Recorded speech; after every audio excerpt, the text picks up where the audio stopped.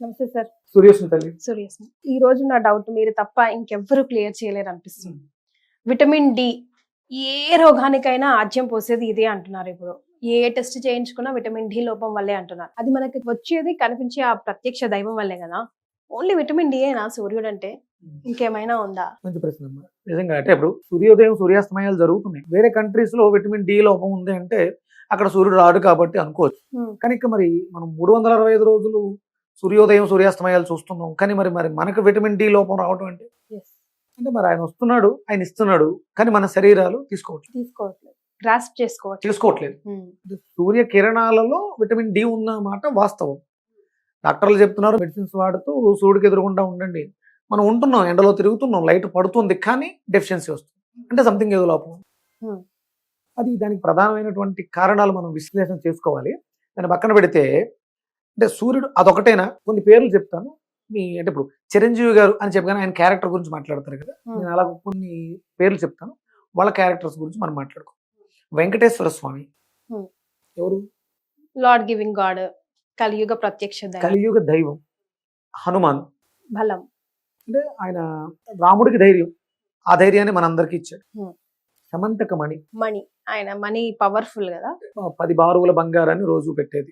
అక్షయ పాత్ర, ఎంత తీసినా వచ్చేది.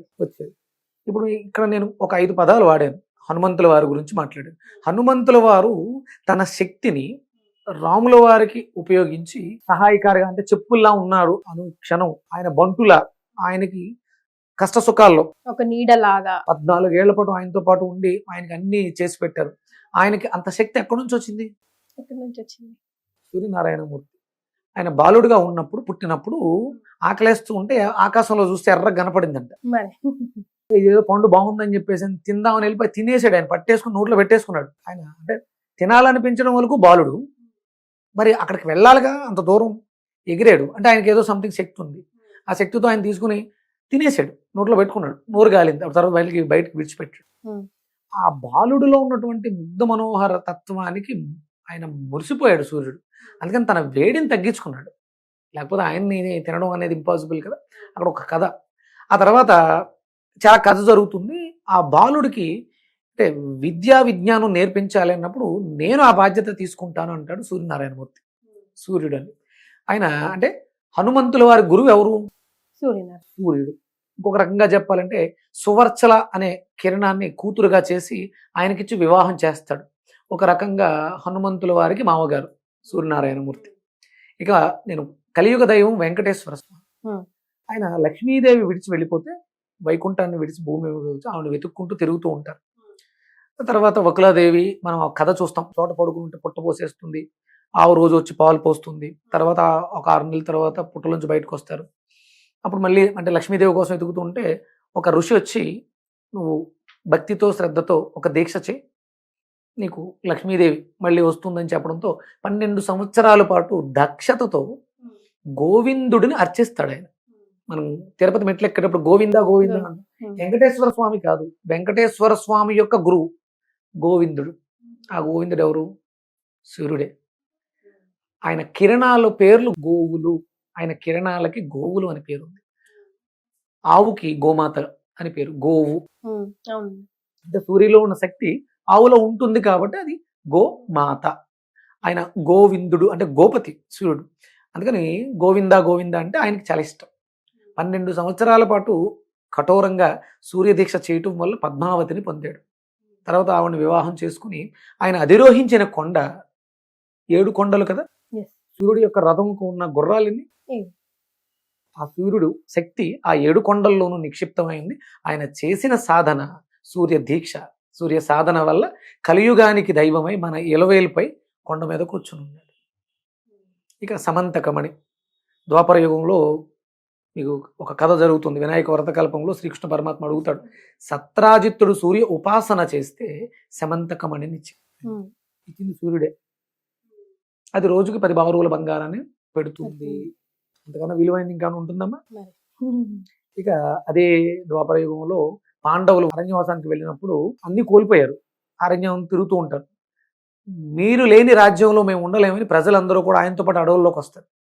మేమంటే ఏదో కందమూలాలు తిని బతికేస్తాం, మరి మీ అందరికీ పెట్టడానికి నా దగ్గర ఏమో ఉంటుంది, అని అన్నప్పుడు ఆయన గురువు గారు చెప్తారు, సూర్యోపాసన చేయి, సూర్యుడే నీకు దారి చూపిస్తాడు అంటే అప్పుడు ఆయన ఒక అక్షయ పాత్ర ఇస్తాడు. నువ్వు ఏదైతే తింటావో దాంట్లో వేయి, అది 10 అవుతుంది, నువ్వు పెట్టిన వాళ్ళకి పెట్టినంత. ద్రౌపది వచ్చి చివరనున్నది తీసి కడిగేస్తే ఆగుతుంది. ఇంతకన్నా విలువైంది అంటే ఒక విటమిన్ డి గురించి మనం మాట్లాడుకుంటాం, ఇన్ని విలువైనవి అక్కడ ఉన్నాయమ్మా, అది ఒక్క సూర్యుడి వల్లే సాధ్యం. అంటే మనం బ్రతుకున్నాం, విటమిన్ డి మనకి ఎందుకు పని చేయట్లేదు అంటే ఆ జీవం యొక్క శక్తి మనలో లోపించింది, మణిపూరకం పాడైంది. అందుకని ఆ విటమిన్ డిని, ఆయన నుంచి వచ్చే విటమిన్ డిని మన బాడీ రిసీవ్ చేసుకోలేకపోతుంది. సోలార్ ఎనర్జీ ఉంటుందిగా, ఆయనలోంచి వస్తుంది. ఇక్కడ మన దగ్గర సోలార్ ప్లేట్లు బాగోకపోతే ఎక్కడ కరెంట్ తయారవుతుంది, అంతే. అందుకని ఆయనకు అనుసంధానంగా ఉండడానికి సూర్యోదయ పూర్వమే నిద్రలేచి ఆ యోగాసనాలు, చిన్న చిన్న ఆసనాలు, సూర్య నమస్కారాలు చేస్తే మీ సోలార్ ప్లేట్లు మళ్ళీ రెడీ అవుతాయి. ప్రకృతిలో ఉన్నటువంటి ప్రతి శక్తిని మీరు పొందగలుగుతారు. కేవలం విటమిన్ డి కోసమో, ఒడియాలు ఎండబెట్టుకోవడం కోసమో కాదు సూర్యుడు ఉన్నది, మనల్ని నడిపించడం కోసం, బతికించడం. సో మన జాతకంలో కానీ లేకపోతే మన తలరాతలో కానీ ఏదో ఒక కష్టం ప్రతి మనిషికి చిన్నదో పెద్దదో ఉండే ఉంటుందండి. దానికి సరైన సమాధానం ఏమైనా ఉంటుందండి? జాతకం అనగానే మనకి 9 గ్రహాలు, రవి, చంద్రుడు, కుజుడు, బుధుడు, గురుడు, శుక్రుడు, శని, రాహువు, కేతువు. మన సూర్యుని ఏమంటామమ్మా? గ్రహాధిపతి, గ్రహాలకి రాజు. ఇప్పుడు మనకి ఎమ్మెల్యేలు, ఎంపీలు ఎంతమంది ఉన్నారు కదా, వీళ్ళందరికీ మెయిన్ ఎవరు? Ministers, prime minister, final president, అంటే మోడీ గారు ప్రధానమంత్రి. అలా ఇక్కడ సూర్యనారాయణమూర్తి. ఈ గ్రహాలు బాగాలేదు, గట్టిగా సూర్యుని పట్టుకుంటే ఆయన చెప్తే వీళ్ళు వినరా? అంటే సూర్య కిరణాలలో కొన్ని కిరణాలు ఉంటాయి, మొత్తం 1000 ఇన్ఫినిటీ. అందులో ఒక 1000 గురించి మనం మాట్లాడుకోవచ్చు. అందులో ప్రధానంగా ఒక 9 గురించి ఒక కిరణం పేరు చంద్ర, మూన్. ఈయన మీద ఆధారపడి సాయంత్రం మాటలు మనకు వెళ్తున్నిస్తుంది చంద్రుడు. ఆయన నుంచి వచ్చినటువంటి ఒక కిరణం పేరు కుజుడు, ఆయనలోంచి వచ్చిన ఒక కిరణం పేరే బుధుడు, ఆయనలోంచి వచ్చిన ఒక కిరణమే గురుడు, ఆయనలోంచి వచ్చిన ఒక కిరణమే శుక్రుడు, ఆయనలోంచి వచ్చిన కిరణాలే రాహుకేతువులు. అంటే ఖండన బిందువులు అంటారు అవి ఆయన భ్రమణంలో, నార్త్ పోల్ సౌత్ పోల్. ఇదంతా సూర్యుడి యొక్క భ్రమణంతోటే జరుగుతుంది. ఆ సూర్యుడినే మనం ఆరాధించగలిగితే, అన్ని దేవుళ్ళు నక్షత్రాలు కాదు, source of energy, source of light, జ్ఞానము. ఇంత అద్భుతమైన జీవితాన్ని ఇచ్చాడు, ఆత్మకారకుడుగా ఉన్నాడు అని చెప్తున్నాడు. నిజమేగా, లోపల ఏదో ఉంది, అది ఆత్మ, దానికి అధిపతి సూర్యుడు అనుకుంటున్నాం. చేతులు జోడించి థ్యాంక్ యూ చెప్తే ఏం పోయింది? అన్నీ ఈజీగా వస్తాడు కదా.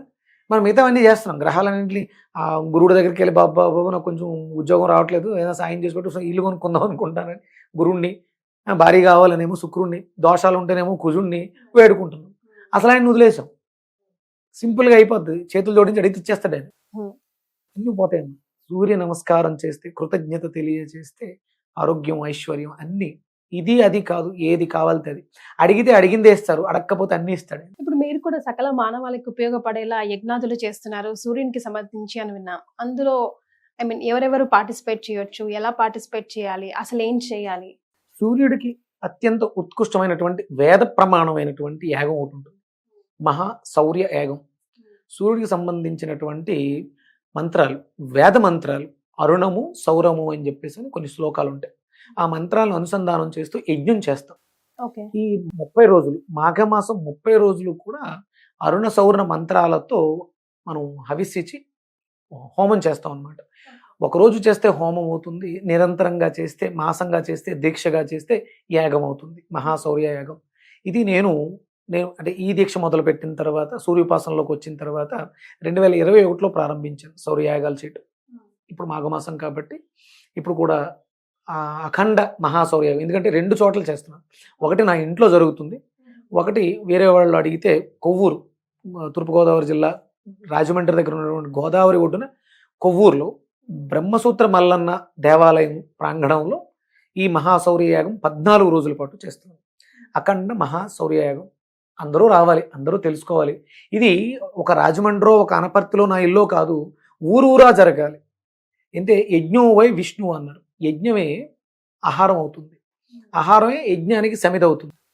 ఇది మల్టిపుల్ అవుతుంది. అందుకని యజ్ఞయాగాది క్రతువులు ఎక్కడైతే జరుగుతాయో అక్కడ ఆ దేశం, ఆ రాష్ట్రం, ఆ గ్రామం సస్యశ్యామలం అవుతుంది. ఇది ప్రతి ఊర్లోనూ జరగాలి. అందుకని అందరూ ఆహ్వానితారు. ముందు తెలుసుకోవాలిగా, చెయ్యాలంటే తెలుసుకోవడానికి అందరూ రావాలి కూడా. నా ఆహ్వానంగా కూడా మీరు తెలియజేయచ్చు.